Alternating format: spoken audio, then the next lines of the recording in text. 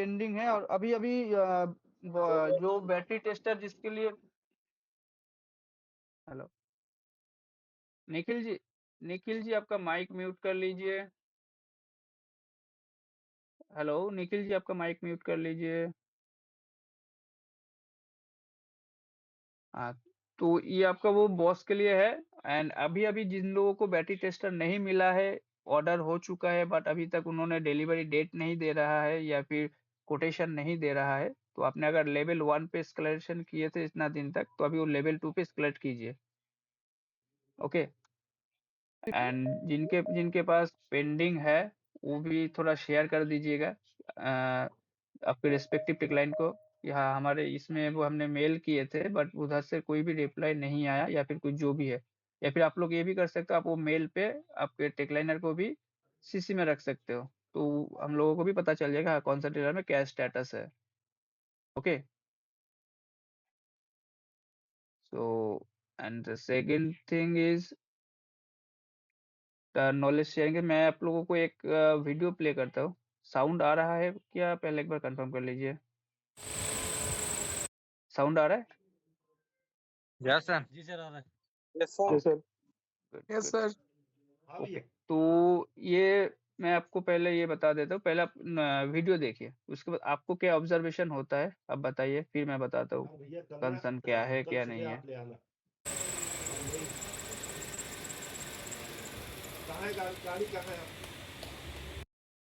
दोबारा प्ले कर रहा हूँ।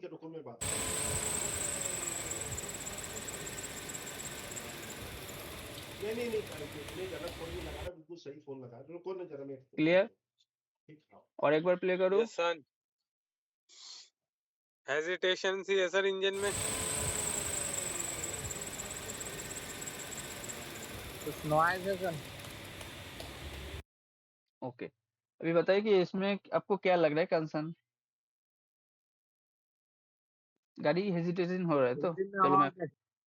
हाँ ये गाड़ी क्या हो रहा है कि गाड़ी बंद हो जा रहा है। ओके, गाड़ी स्टार्ट करने के बाद इमीडिएटली गाड़ी बंद हो जा रहा है।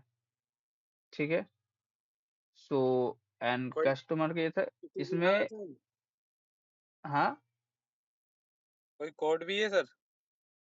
बताता हूँ। डीटीसी कुछ नहीं है, नो डीटीसी। ओके, डीटीसी कुछ नहीं है। गाड़ी इंजन रिपेयर हुआ है। इंजन रिपेयर होने के बाद गाड़ी जैसे उन्होंने स्टार्ट कर रहा है, स्टार्ट करने के बाद आपका गाड़ी बंद हो जा रहा है। तो अभी आपका चेक पॉइंट क्या क्या होना चाहिए आप, और डेटा भी आपको मैं दिखाता हूँ। ये है डेटा। इरशाद, अरे यार वो एक हमारे मोहल्ले की गाड़ी है इंट्रा V30। हु इज वो ना दैट? साली उसका स्टीयरिंग हार्ड हो जाता है और क्या बोलते बंद पड़ जाती है और उसका ना फ्यूज बॉक्स सड़ गया है दीपक पूरा। जी, दीपक जी आपका माइक थोड़ा म्यूट कर लीजिए।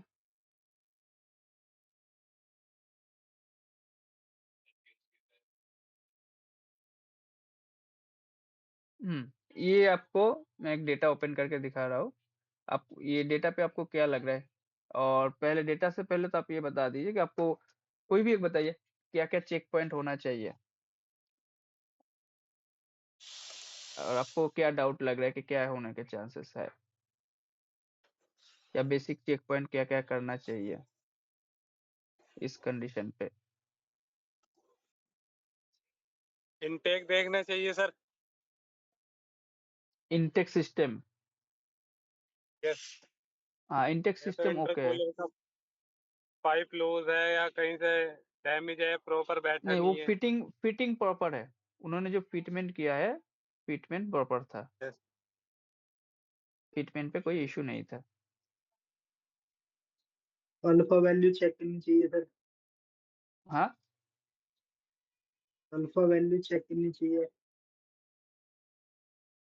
अल्फा ये आपका वैल्यू आ पास तो का, रही है 130।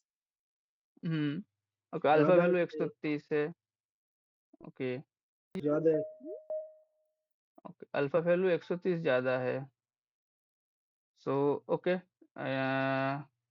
अच्छा किस किस को लग रहा है कि ये अल्फा वैल्यू जो है 130 ज्यादा है, थोड़ा हैंड रेस कीजिए।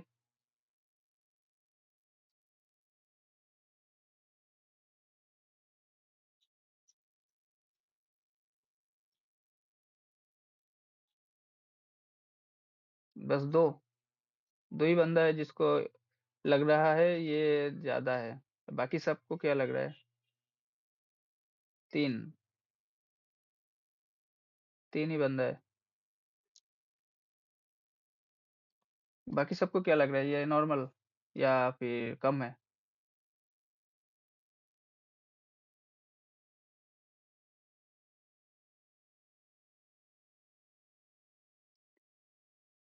This response team.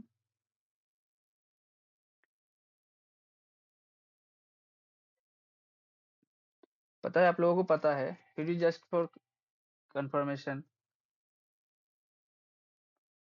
4 ही बंदा है। ओके, तो दैट्स मीन्स कि बाकी सबको लग रहा है कि ये वैल्यू नॉर्मल है। ओके, चलिए देखते हैं। चलिए ओके, आप लोग जो भी हैंड रेस किए थे हैंड राउंड कर दीजिए। और कुछ डेटा मॉनिटर पे एबनॉर्मलिटी है?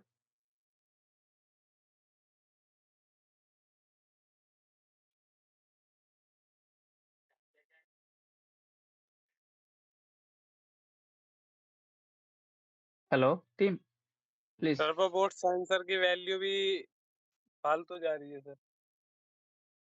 टर्बो बूस्ट पे से सेंसर के वैल्यू ये 1.60 दिखा रहा है, ओके या नॉट ओके? ये एनजी है आई थिंक। जी है। अदर्स गाइस, ये ओके है या नॉट ओके है? Please team response. आपका कुछ ऐसा नहीं होगा, आपसे कुछ भी छीन नहीं लिया जाएगा। और ये ओके है। ओके है। सो और किसी को लग रहा है या वो नॉट ओके? कौन बोल रहे थे वो ओके है? आपका नाम थोड़ा बताइए।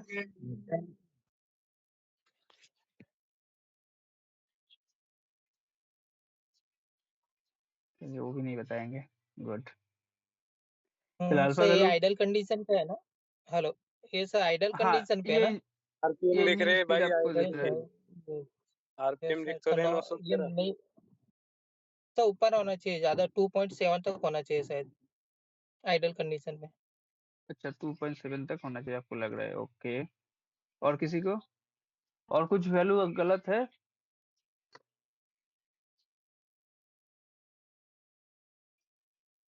O2 सेंसर वाली वैल्यू भी गलत है सर, 0.01 नहीं रहना चाहिए। ये वोल्टेज पे है, ठीक है, ये टर्बो व्हीकल है, देखा है ना आपने? ये नॉन टर्बो नहीं है, ये वोल्टेज दिखा रहा है। अब वो 449 के कैलकुलेशन पे मत जाइए, वो BR10 पे 445 या 700 दिखाता है, इसका वैल्यू अलग दिखाता है। BR10 के साथ ये कंपेयर मत कीजिए, ये टर्बो है, वो BR10 non turbo.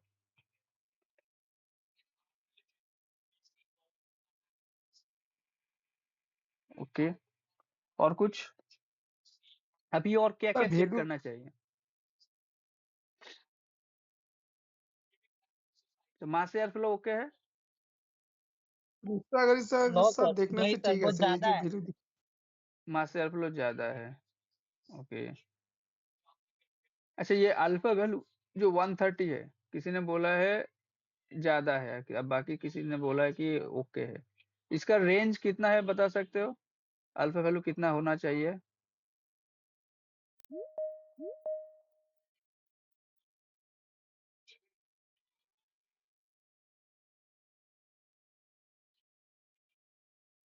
Guys, alpha value कितना होना चाहिए? रेंज क्या है? अल्फा वैल्यू कितना रेंज होने पे ओके है या नॉट ओके? चलो उससे पहले तो ये बताइए, ये जो 130 दिखा रहा है, किसी ने बोला है कि ये ज्यादा है और किसी ने बोला है कम है, जो भी है। तो 130 का मीन्स क्या है? ये लीन मिक्सचर या रिच मिक्सचर?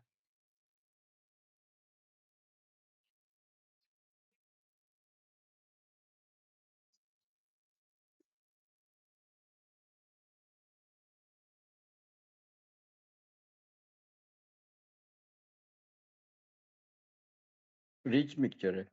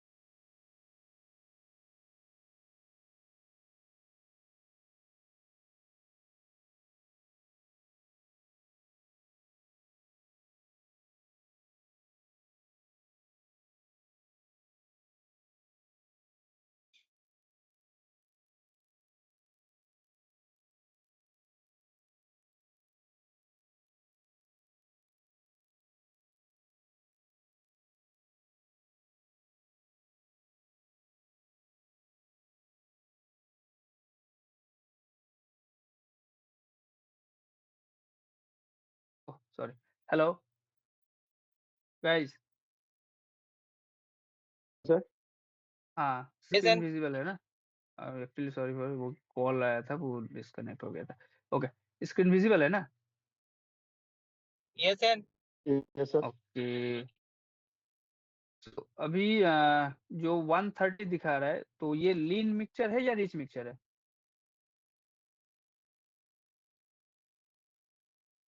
निखिल जी को लग रहा है लीन मिक्सचर है। Okay, others?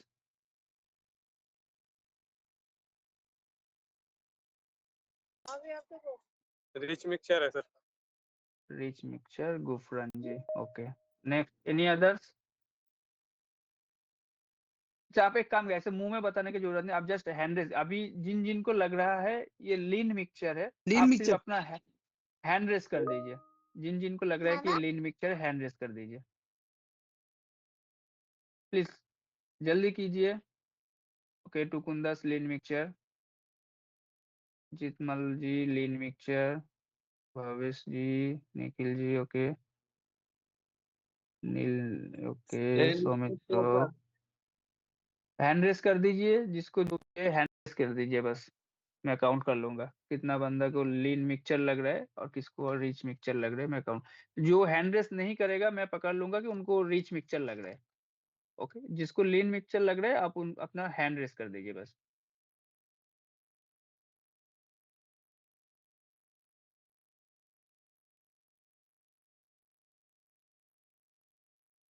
आपके पास टाइम है 1 मिनट।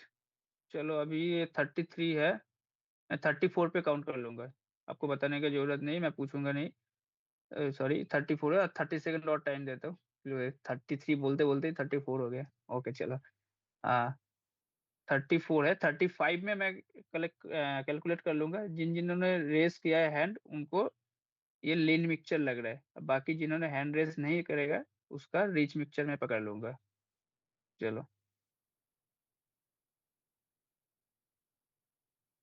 जितमल जी आपने हैंड रेस किया था, आपने हैंड रेस करके रखिए, रिमूव मत कीजिए जब तक मैं नहीं बोलूंगा। अब जिन्होंने हैंड रेस किया है रिमूव मत कीजिएगा, जिन जिनको लग रहा है वो रिमूव रिमूव मत कीजिए, हैंड रेस करके रखिए।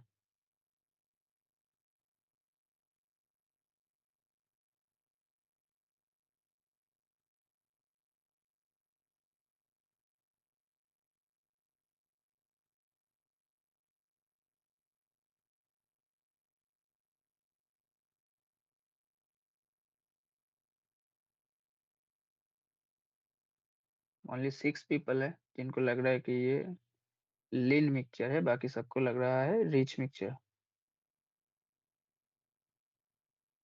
संजय पांडे जी, आपने हैंड रेस किया था ना? हेलो। हेलो।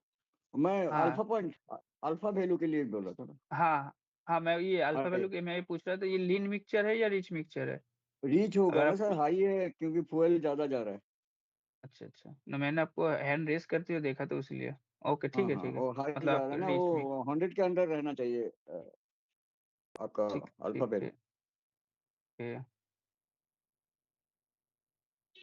चलो ओके, टाइम्स ओवर। तो अभी ओनली 6 पीपल है जिनको लगा है कि ये लीन मिक्सचर है, बाकी सबको रिच मिक्सचर लगा है। एक्चुअली ये लीन मिक्सचर है। ओके, अगर आपका अल्फा वैल्यू मोर देन 110 आ गया है ना, 115, 120, 30, दैट्स मीन कि ये लीन मिक्सचर है, नॉट रिच मिक्सचर। मीन्स आपको अल्फा वैल्यू हाई है, दैट मीन्स आपको विल कम एयर ज्यादा है। क्लियर? तो ये आप मिस मत कीजिए, आप ये आपका दिमाग में ले लीजिए, अगर alpha value high that means ये lean mixture, not rich mixture. जब रिच मिक्सचर होगा आपका अल्फा वैल्यू डाउन हो जाएगा, लेस देन 80 आ जाएगा, तो आपका रिच मिक्सचर तब आएगा अगर लेस देन 80 है। क्लियर? तो अभी इस ओके व्हीकल पे एज पर ये डेटा जो है, आप इसमें देख सकते हो कि इसमें अल्फा वैल्यू ज्यादा है। एंड किसी ने जो बोला टर्बो बूस्ट पे से सेंसर, ये आइडल पे 1.5 to 1.6 के अंदर ही रहेगा, that's mean okay. Turbo boost पे सर सेंसर अगर 1.5 1.6 है तो ये ओके है, ठीक है। आइडल पे आपको इतना ही मिलेगा। जब आप एक्सीलरेशन करोगे, सडन एक्सीलरेशन, दैट टाइम ये टर्बो बूस्ट प्रेशर सेंसर का जो वोल्टेज है ये वैल्यू आपको चेंज हो जाएगा, 3.2 तक जाएगा, 3.2 या 3.5 तक ले, मतलब मैक्सिमम 5 वोल्ट सेंसर है ना, क्लियर ना। बूस्ट प्रेशर सेंसर पे कितना वोल्टेज जाएगा?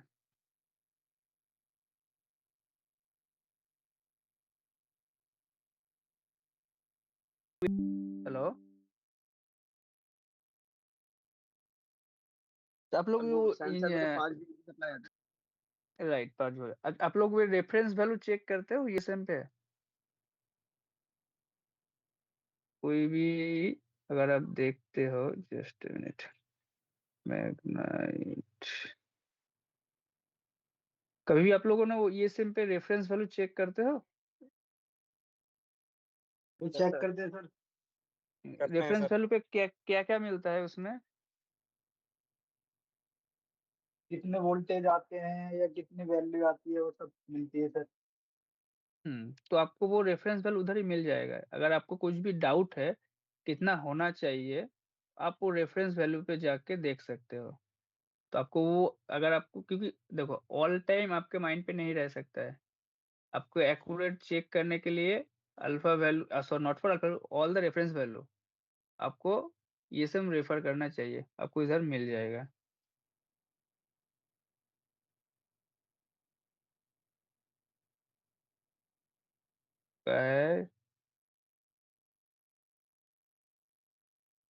सेम ही आ जाएगा, बी आर 10 नहीं, 10 पे सिर्फ ओनली कुछ डेटा का ही डिफरेंस आएगा। नॉर्मल मैं इसमें दिखाता हूँ,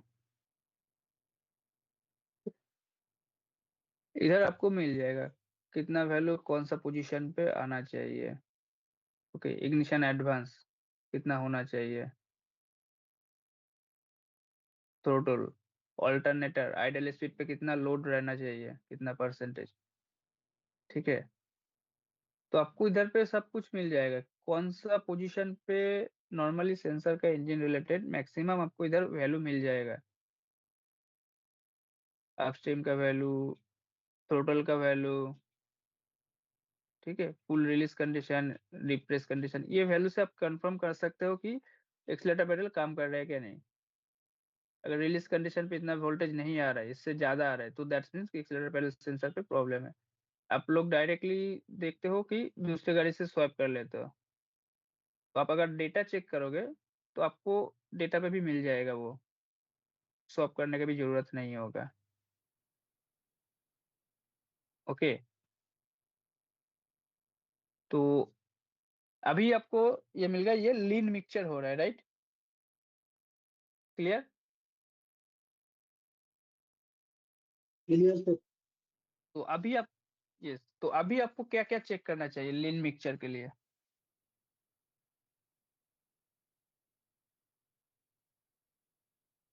आपका जो डायग्नोसिस प्लान होगा क्या क्या होना चाहिए, कैसे कैसे चेक, क्या क्या पोजीशन अभी जो आपको लिस्ट होगा।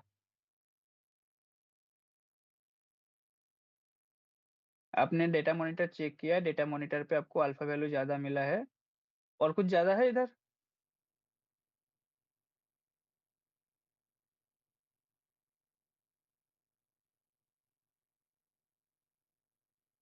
बाकी सब डेटा पैरामीटर ओके है?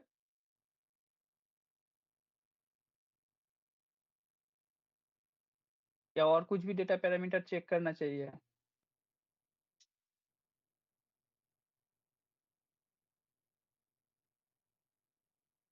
Guys please answer.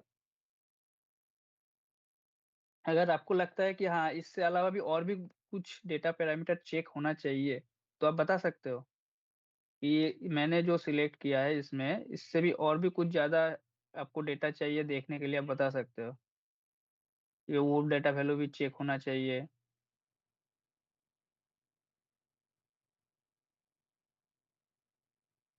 सर ये 90 डिग्री में है ना? हाँ, क्या बोल रहे हो? टेम्परेचर 90 डिग्री दिखा रहा है, स्टार्टिंग कंडीशन हाँ, में ज्यादा नहीं। नहीं, कूलेंट टेम्परेचर 91 मतलब गाड़ी तो स्टार्ट हुआ है ना, क्योंकि जैसे इंजन का टेम्परेचर बढ़ रहा है उसके हिसाब से कूलेंट टेम्परेचर दिखा रहा है। ये ऐसा नहीं है कि हमने गाड़ी ऐसे अभी अभी स्टार्ट किया है और ये डेटा आ गया। गाड़ी गर्म भी हुआ है, उन्होंने गाड़ी स्टार्ट भी किया था। एक्चुअली इसमें क्या हो रहा है, जैसे एक्सीलरेटर पेडल छोड़ रहा है तो दैट टाइम ये कम हो जा रहा है। उन्होंने गाड़ी पे एक्सीलरेटर पेडल जैसे प्रेस करके रखते हैं तो गाड़ी स्टार्ट रहता है। नॉर्मली अगर आप स्टार्ट करोगे, कंसर्न आपने देखा है ना वीडियो पे, स्टार्ट किया है वो इमीडिएटली बंद हो जा रहा है। तो जैसे एक्सीलरेटर पेडल प्रेस करके होल्ड कर रहा है तो उस टाइप पे उसका टेम्परेचर बढ़ रहा है। और ये जो मैंने स्क्रीनशॉट लिया हूँ ना, एक्सीलरेटर पेडल उन्होंने का डाटा भी लेना चाहिए। एक्सीलरेटर पेडल का भी डाटा लेना चाहिए। गुड, एक्सीलरेटर पेडल ओके है, पेडल प्रॉपरली वैल्यू दे रहा है। अगर आप इग्निशन ऑन कंडीशन पे पेडल प्रेस करोगे, जितना वोल्टेज आना चाहिए एंड रिलीज में जितना आना चाहिए वो उतना दिखा रहा है। Total body sir, total body देखना चाहिए था। हाँ, थ्रोटल बॉडी भी देखना चाहिए, बट थ्रोटल बॉडी का वैल्यू ओके है। सर हमें बेसिक चेक करना पड़ेगा उसमें, जैसे कि टोटल बॉडी, इंजेक्टर, प्लग और यहाँ पर हाँ, इंजेक्टर के लिए मैंने इधर डेटा रखा है, ओके है या नॉट ओके है?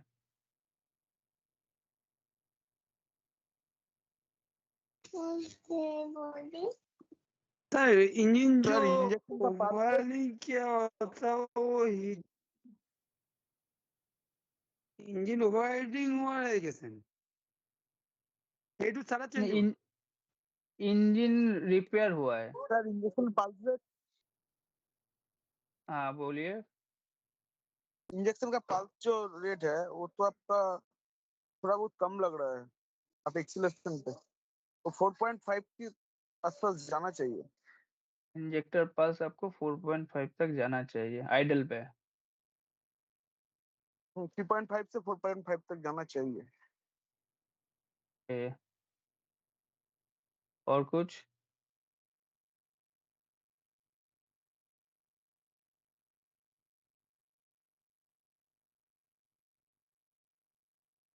और क्या क्या चेक होना चाहिए? इंजेक्शन चेक होना चाहिए, ओके।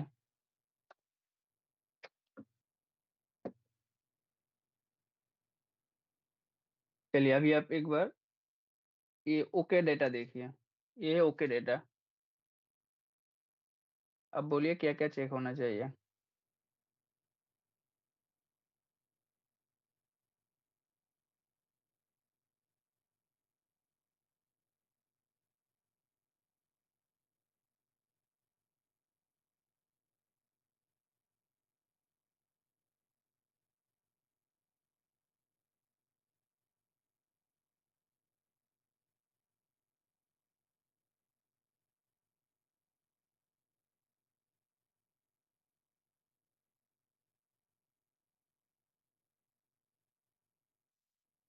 स्टार्ट में रनिंग कंडीशन में है सर।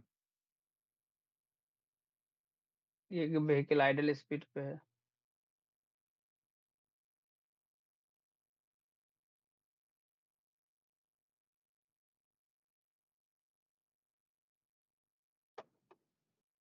सर ये एटॉमिक प्रेशर क्या है? ये एटमॉस्फेरिक प्रेशर, ये आपका जो ईसीएम एटमॉस्फेयर, कैलकुलेट करता है ना। हाँ, एटमॉस्फेरिक जो प्रेशर आता है ना वो इसका डेटा है, वैल्यू। एटमॉस्फेयर मतलब आउटसाइड टेम्परेचर का कुछ ऐसा ही कुछ है। यस, आउटसाइड पे आपका एयर डेंसिटी कितना है वो कैलकुलेट करता अच्छा, है ये। तो आउटसाइड टेम्परेचर का रोल भी ज्यादा होगा सर उसमें तो। नहीं, ये ओके ओके, ये एक्चुअली टेम्परेचर नहीं, ये एक्चुअली एटमॉस्फेरिक प्रेशर कितना है ना, इससे हम ये कैलकुलेट करते हैं ऑल व्हीकल के लिए, not for the Magnite. All vehicle के लिए सेम होता है ये। 4 वोल्टेज पे अगर देखोगे तो 4.1 4.2 ऐसे ही रहेगा। ओके ये हमारा जो मतलब सर एटमॉस्फेरिक प्रेशर, जो वायु का प्रेशर आता है वो ही है बाहर पे। ये आपका सी लेवल से जितना ऊपर जाओगे तो ये थोड़ा डिफरेंट होता है। सर इग्निशन टाइमिंग तो थोड़ा बहुत ज्यादा लग रहा है अच्छे वाले से। एक्चुअली ये स्क्रीनशॉट लिया, ये इग्निशन टाइमिंग ओके है, ये तो आपका ओके गाड़ी का डेटा है। एक्चुअली ये क्या बोले आइडल पे है तो उन्होंने एक्सेलरेशन किया जब जिस टाइम पे मैंने वो स्क्रीनशॉट लिया था तो उस टाइम पे ये ऐसे ही आएगा था। जैसे आप इसमें देख सकते हो कि इस टाइम पे आपको 913 दिख रहा था। इसमें आरपीएम फ्लक्चुएट हो रहा था तो उस टाइम पे वो डेटा था। तो ये डिपेंड ऑन दैट।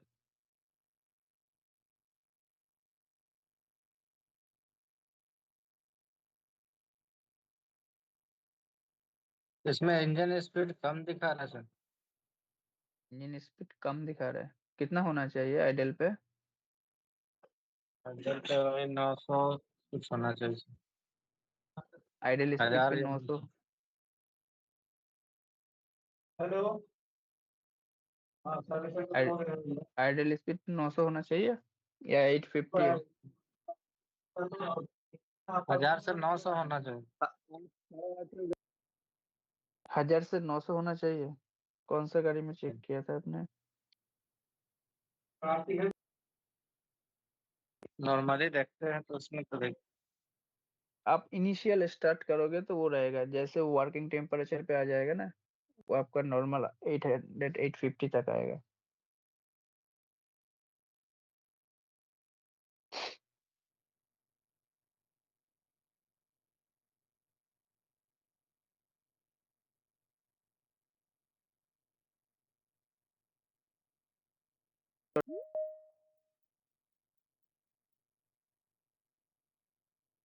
रहने दीजिए।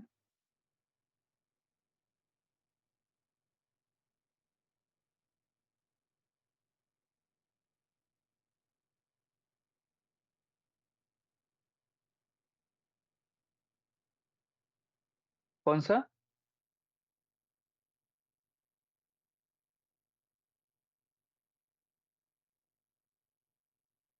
अच्छा, ये सिम आपके उसमें नहीं है? आपको आप कौन सा डीलर से हो?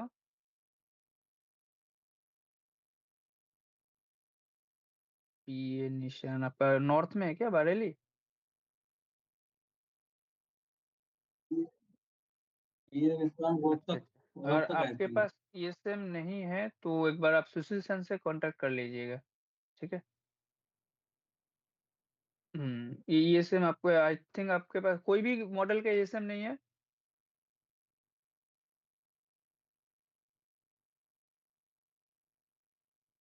अच्छा अच्छा, तो एक बार डीलरशिप का जो ये है कंसल 3 या फिर डीलरशिप में जो वो सर्विस का जो पीसी है, एक बार उसमें कंफर्म कीजिए। आई थिंक आपके डीलर में अवेलेबल रहेगा। हम्म।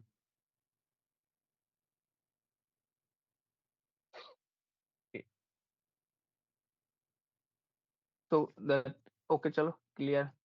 तो अभी इसमें आपको और क्या लग रहा है कि और क्या चेक होना चाहिए था, या फिर आपको क्या लग रहा है कि ये डेटा देख के क्या फॉल्ट हो सकता है? डीटीसी कुछ नहीं है।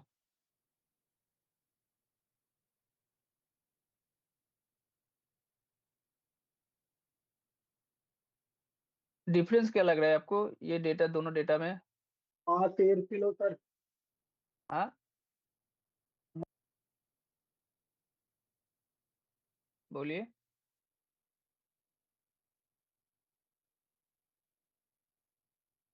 ये रिचर साइड लग रहा है आपको?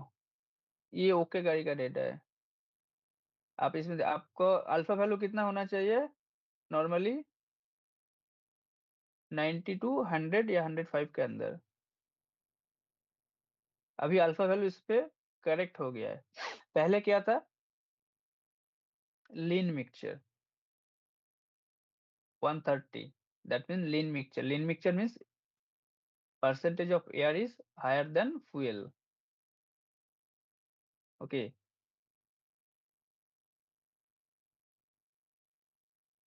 तो अभी इस कंडीशन पे क्या दिख रहा है आपको? मास एयर फ्लो कितना है?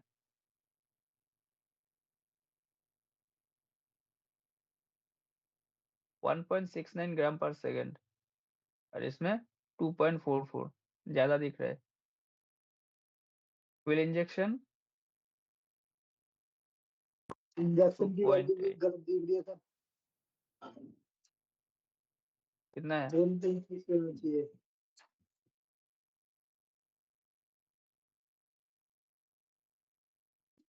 1.6। अभी आपको क्या था उस कंडीशन पे? एयर फ्लो ज्यादा था। अगर लीन मिक्सचर है, आपको पहले किसी ने बताया था कि उसमें एयर इनटेक सिस्टम चेक होना चाहिए, तो एयर इनटेक सिस्टम पे इधर कोई भी जगह पे आपको लीक नहीं मिल रहा है। पहले तो एयर इनटेक सिस्टम चेक होना चाहिए। जब भी आपको जैसे अल्फा वैल्यू ज्यादा मिलता है ना, तो सबसे पहले आपको एयर इनटेक सिस्टम मतलब एयर सिस्टम को पहले देखना चाहिए, एयर इनटेक सिस्टम मेरा ओके है क्या नहीं, कहीं से भी एक्सेस एयर तो नहीं आ रहा है। क्योंकि इंजेक्शन आपको कैसे कैलकुलेट होगा, बेस्ड ऑन एयर डेटा ना, एयर का वैल्यू जितना आएगा उसके बेस्ड पे ईसीएम कैलकुलेट करेगा, एक्सीलरेटर पेडल कितना है, राइट। तो इसमें इस गाड़ी में क्या हो रहा था, इस गाड़ी पे आपका मास एयर फ्लो जो है ना, वो थोड़ा ज्यादा वैल्यू दिखा रहा था ड्यू टू इंटरनल फेलियर। आपको कभी कभी ऐसा भी मिलेगा कि डीटीसी नहीं है, ओके। और मास एयर फ्लो सेंसर अगर खराब रहेगा, कभी कभी आपको ऐसा मिलेगा कि फ्यूल लेन सिस्टम का भी आपको डीटीसी मिल सकता है, ओके। फ्यूल लेन सिस्टम उस टाइम भी अगर आपको अल्फा वैल्यू ज्यादा मिल रहा है, तो आपको मास एयर फ्लो सेंसर जो है ना, उसको चेक करना चाहिए, रेजिस्टेंस या आपको पावर सप्लाई सब कुछ चेक होना चाहिए। अगर एयर इनटेक सिस्टम पे कहीं पे भी लीकेज नहीं है तो, अगर कहीं पे भी एयर इनटेक सिस्टम पे लीकेज है तो मास एयर फ्लो का वैल्यू भी डिफरेंस आ जाएगा। तो ये गाड़ी पे जो हुआ था, इसमें mass air flow sensor faulty था। Due to mass air flow sensor register, अभी क्या है कि इसमें mass air flow totally open circuit नहीं था जो आपको डीटीसी देगा। ये वैल्यू दे रहा था बट ज्यादा दे रहा था थोड़ा, जिसके वजह से इसमें क्या हो रहा था कि इंजेक्शन जो पल्स इंजेक्शन ज्यादा हो जा रहा था, और उसके कैलकुलेशन पे वो दिखा रहा है कि इंजेक्शन को ज्यादा करने के लिए ट्राई कर रहा है, क्योंकि उसको एसीएम के पास वैल्यू क्या आ रहा है, एयर फ्लो या एयर इनटेक सिस्टम पे एयर फ्लो ज्यादा है, तो जैसे ही ज्यादा इंजेक्शन हो जा रहा है वो गाड़ी बंद हो जा रहा है।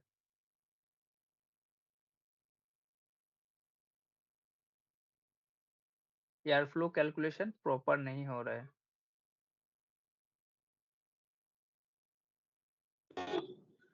क्लियर। अगर किसी को कुछ डाउट अल्फा है, की वैल्यू कितनी होनी चाहिए?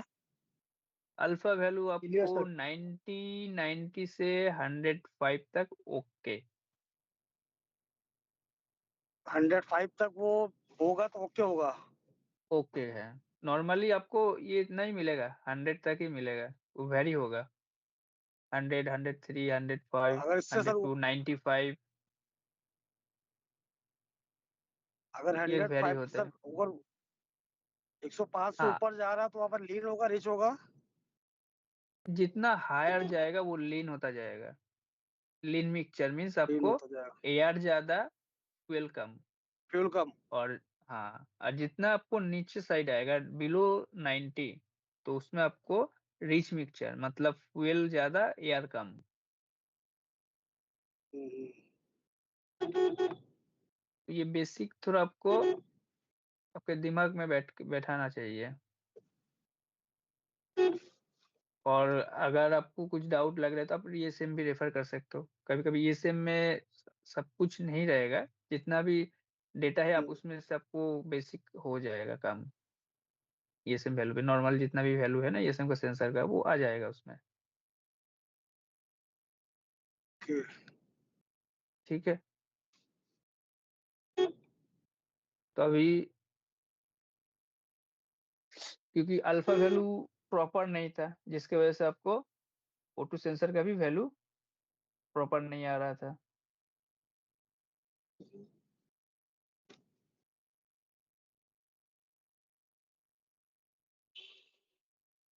क्लियर। क्लियर है क्लियर सर। सर। तो आज आईयूपीएम डेटा ये मंथ पे अभी तक आया नहीं है फॉर करेंट मंथ। एंड अभी आप लोगों ने जो जीटीएसएस कॉल रेस कर रहे हो, तो उसमें हम लोग लास्ट टाइम बोले थे ना कि बैटरी टेस्ट का रिपोर्ट मैंडेटरी, वो आप लोग अटैच कर रहे हो ना। कोई भी GTSS कॉल जब रेस करते हो, एक बैटरी टेस्ट का रिपोर्ट आपका GTSS कॉल में अटैच करना मैंडेटरी है, चाहे कोई भी कंसर्न हो, बैटरी टेस्ट रिपोर्ट अटैच होना चाहिए। एंड आपका जॉब कार्ड में अटैच करके दे रहा है ना बैटरी टेस्ट का रिपोर्ट, या फिर अभी वो क्वालिटी मंथ हो गया बोल के बस खत्म, क्वालिटी मंथ एंड है हमारा, वो प्रोसेस भी खत्म है, ऐसा नहीं है ना। तो ये आप लोगों के लिए इसीलिए बोल रहा हूँ क्योंकि इन फ्यूचर सपोज अभी गाड़ी आज गया है, नेक्स्ट 5 डेज के बाद कस्टमर ने लेके आया, कस्टमर बोलेगा मेरा सर्विस होने के बाद ही मेरा बैटरी डाउन हुआ है, तो ये आप लोगों के लिए रेफरेंस होता है ना। आप अगर अभी अभी अभी भी बहुत सारा डीलर है जहाँ पे गाड़ी नॉर्मली आ रहा है, सर्विस हो रहा है और निकल जा रहा है, कंसल भी कनेक्ट नहीं हो रहा है। अगर कंसल्ट आप कनेक्ट करोगे, अगर चाहे उसमें आपका कोई भी डीटीसी नहीं है, और ये भी एक चीज आप लोग दिमाग में रखिए कि अगर कंसल्ट कनेक्ट कर रहे हो, तो कनेक्ट करने के मतलब ये नहीं है कि आपका जो भी डीटीसी है वो आपका सेव हो जाएगा कंसल्ट पे।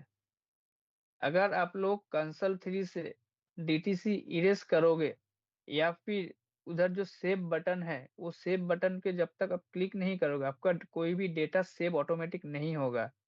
वो आईयूपीडीएम डेटा के लिए ये होगा कि आईयूपीडीएम के लिए आप लोग कंटिन्यूअसली 3 मिनट तक वो डायग्नोसिस पेज पे होल्ड करते हो, उसीलिए वो सेव होता है आईयूपीडीएम डेटा के लिए।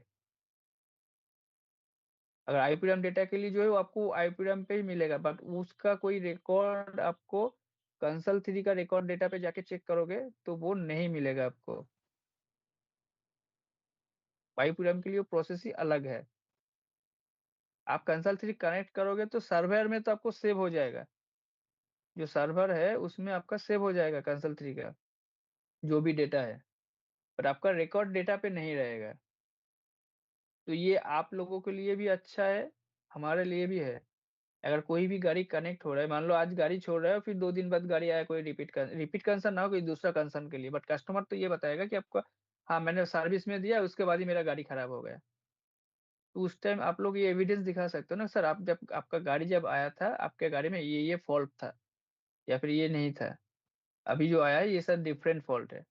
अगर आपके पास वो रिकॉर्ड सेव नहीं रहेगा तो आप भी वो दिखा नहीं पाओगे।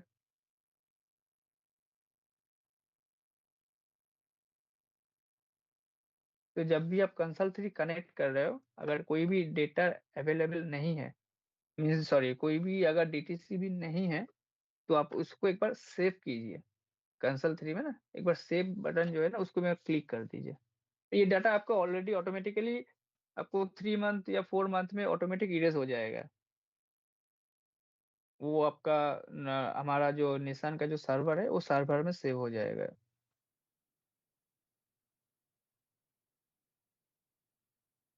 क्लियर?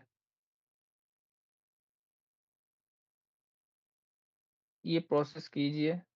एंड सेकंड थिंग, ये दोबारा मैं बोल रहा हूँ कि 23rd आप टारगेट डेट करके आप लोगों का जितना भी प्रोग्रामिंग या जो कुछ भी है उसके लिए आप टारगेट डेट 23rd करके अप्रोच कर लीजिए रिस्पेक्टिव टेकलाइनर से, या जीटीसी से कॉल रेस करके प्रोग्रामिंग सपोर्ट जो कुछ भी है आप क्लियर कर लीजिए, नहीं तो आपको कस्टमर को ये वो और भी 1 वीक के लिए होल्ड करना पड़ेगा। अगर पार्ट अवेलेबल नहीं है, अगर पार्ट आपको बाद में आ रहा है तो that one no issue, but अगर जिसके पास आपको इन्फॉर्मेशन है कि ये पार्ट आपको 21st 22nd को आने वाला है, तो फिर आप पहले से इन्फॉर्म करके रखिए क्या ये पार्ट आने वाला है 21st को या 22nd को, सर इसको प्रोग्रामिंग करना है। ओके, तो एंड ऑफ द 24th आप बोलोगे सर प्रोग्रामिंग कर दो, कस्टमर अर्जेंट है, गाड़ी चाहिए कस्टमर को, तो पॉसिबल नहीं होगा।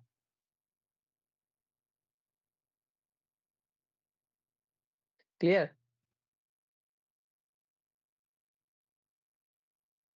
ओके चलो, तो इतना ही था हमारे साइड से इंफॉर्मेशन के लिए। आपके पास साइड से कुछ है तो आप बता सकते हो, otherwise we are going to close.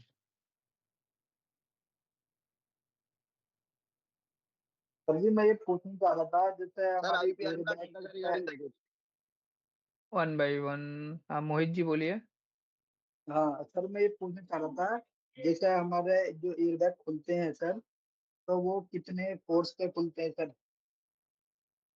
तो जैसे एयरबैग कितना इम्पैक्ट लगता है सर? एयरबैग के लिए फर्स्ट तो आपका एक एंगल है, ठीक है।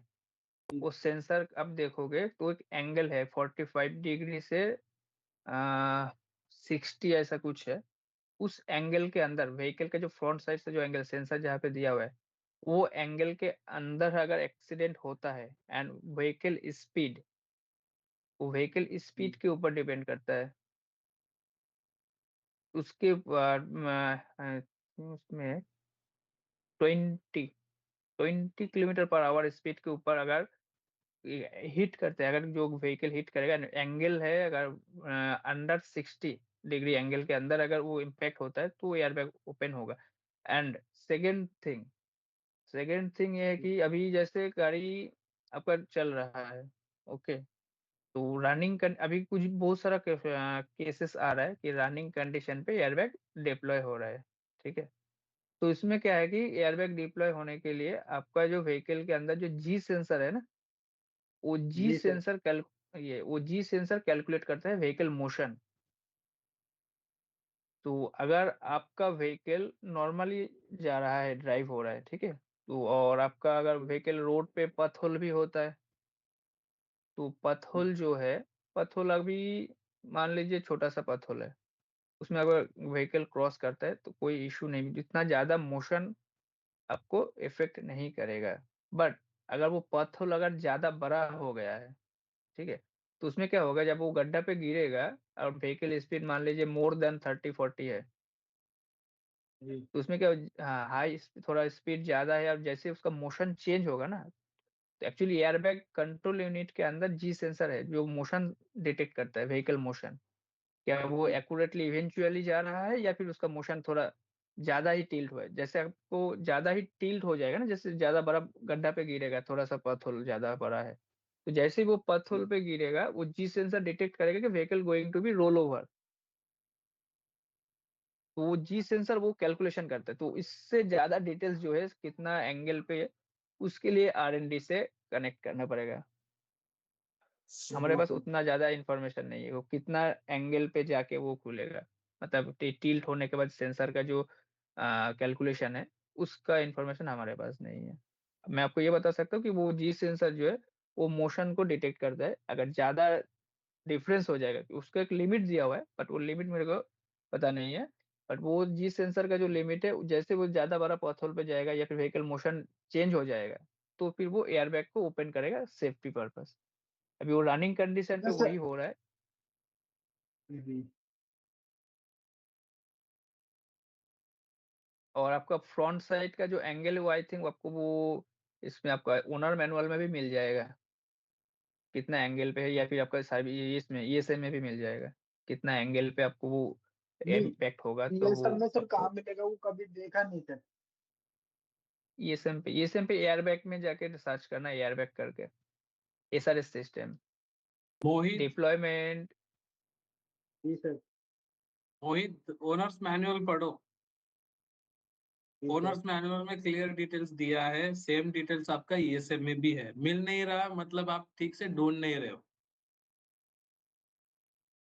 ठीक है। अगर ESM में नहीं मिल रहा तो ओनर्स मैनुअल पढ़ो, उसमें क्लियरली दिया है कौन से कंडीशन में डिप्लॉय होगा, कौन से कंडीशन में डिप्लॉय नहीं होगा, साइड एयर बैग कब डिप्लॉय होगा, फ्रंट एयर बैग कब डिप्लॉय होगा, ठीक है। नहीं पढ़ना सर, मैं ये चाहिए। पूछना चाह रहा था, जैसे उस पर जैसे इम्पैक्ट लगता है तो वैल्यू कितनी रहती है? मैं ये थोड़ा जानना चाह रहा था। अच्छा, TSB दिया है ना, TSB भी अवेलेबल है। सेम इंफॉर्मेशन TSB में है, सेम इंफॉर्मेशन ESM में है, सेम इंफॉर्मेशन ओनर्स मैनुअल में। तीन जगह पे आपको एक ही इंफॉर्मेशन मिलेगा। आपको अभी कहाँ सर से ढूंढना है आप। मैं कई बार सर देखी, वो मिली नहीं है सर। देखो एयरबैग का मसला थोड़ा सा क्रिटिकल है, ठीक है। समटाइम्स प्रॉपर इम्पैक्ट होके भी डिप्लॉय नहीं होता, समटाइम्स इम्पैक्ट नहीं है तो भी डिप्लॉय होता है, तो वो पार्ट ऑफ इन्वेस्टिगेशन आ जाएगा। No one can not detect कि कौन से कंडीशन में 100% डिप्लॉय होगा ही। It's up to module. Module किस तरह से उसको डिटेक्ट कर रहा है और किस तरह से वो इम्पैक्ट कर रहा है, ठीक है। sometimes it's internal failure, sometimes it's logic, ठीक है. So SRS का थोड़ा सा चैप्टर है ना, थोड़ा ज्यादा लंबा है, अगर उसको पढ़ना रहेगा it will take long time. हमारे लिए अभी फिलहाल के लिए as a NTL, as a tech liner, there are few conditions. जिस कंडीशन में ओपन होगा, जिस कंडीशन में ओपन नहीं होगा, वो हमें टीएसबी में दिए गए हैं. हमें उसको देख के कस्टमर को एजुकेट करना चाहिए, ठीक है.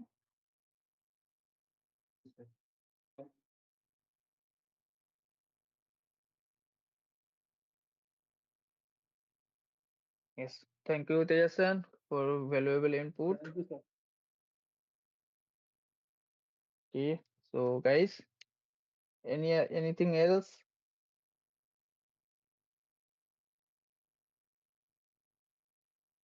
If nothing else, then we will close the meeting. Airbag का टीएसबी का number,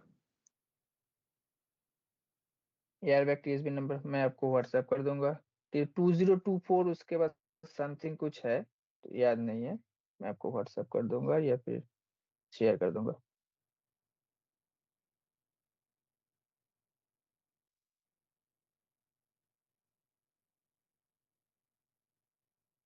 Okay, so guys, good. Thank you for joining.